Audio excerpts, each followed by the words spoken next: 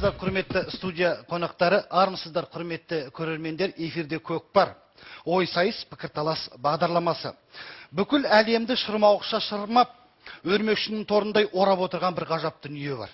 Ол біреуге ақпарат, біреуге бизнес, біреуге саясат. Оның аты интернет. Міне сондықтан да болар. Бұл күнді тек қана бізде емес, барлық жерде, бүкіл әлемдегі дамыған елдердің бәрінде интернетке бақылау қою керек па, жоқ па деген мәселеге дауға түсіп жатыр.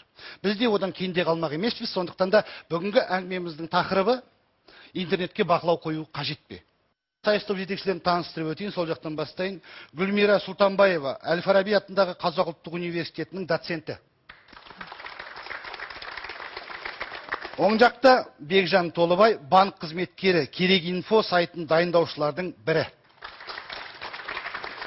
Сіздің ойыңызша интернетке бақылау қою қажет пе? Менің ойымша қажет емес. Рахмет. Сіздің ойыңызша? Қажет. Қажет. Рахмет.